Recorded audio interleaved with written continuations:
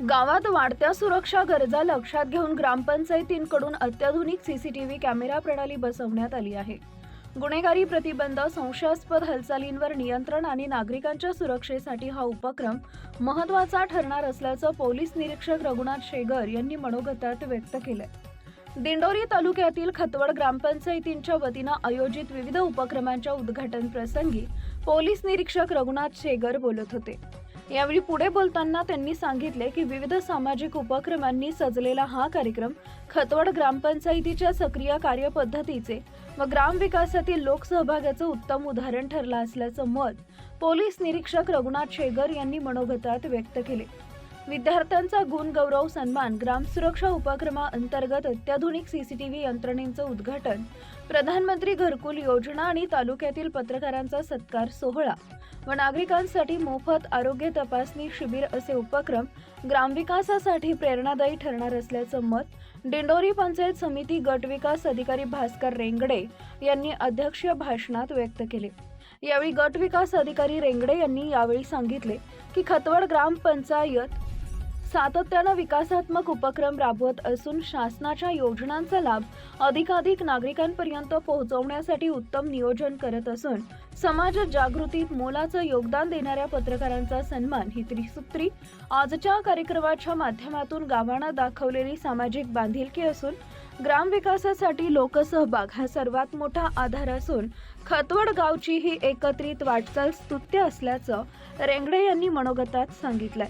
सहाय्यक गट विकास अधिकारी भरत वेंदे यांनी एकल महिला त्याचप्रमाणे दिव्यांग बांधवांसाठी असलेल्या विविध शासकीय योजनांची माहिती देत मार्गदर्शन केले. कार्यक्रमाचा प्रास्ताविका उपसरपंच सुखदेव खरदुळे यांनी केले.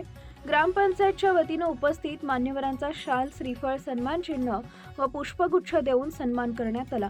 कार्यक्रमाचं सूत्रसंचालन श्रीमती स्वाती शिरसाट यांनी केले तर आभार ग्राम अधिकारी RH काथेपुरी यांनी मानले.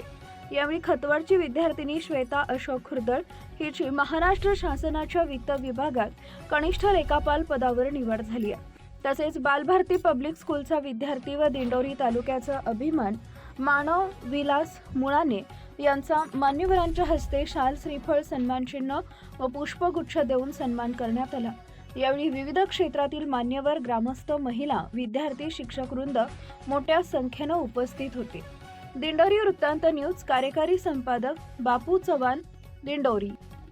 जास्त विश्वास ठेवला जातो आणि यामागचे कारण आहे ते म्हणजे आपले पत्रकार बांधव जे निर्भीडपणे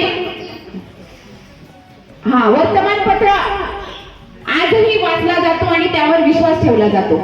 आमच्या शाळेतही आम्ही एक उपक्रम चालू केलेला आहे की रोज वर्तमानपत्र बाहेर लावले जाते. विद्यार्थी रोज त्यातील महत्त्वाच्या बातम्या वाचतात आणि त्यांची नोंद करतात.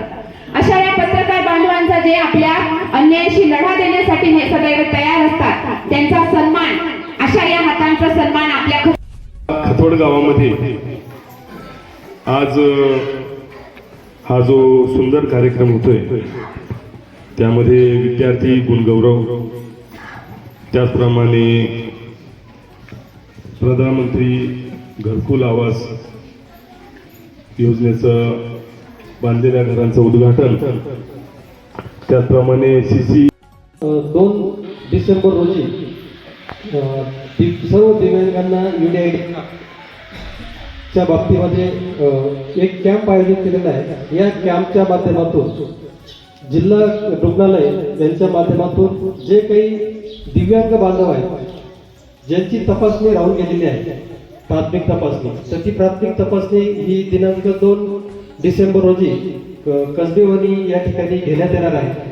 तर या भागात किंवा आपल्या गावामध्ये जे कोणी दिव्यांग आहेत ज्यांना अजून त्यांचं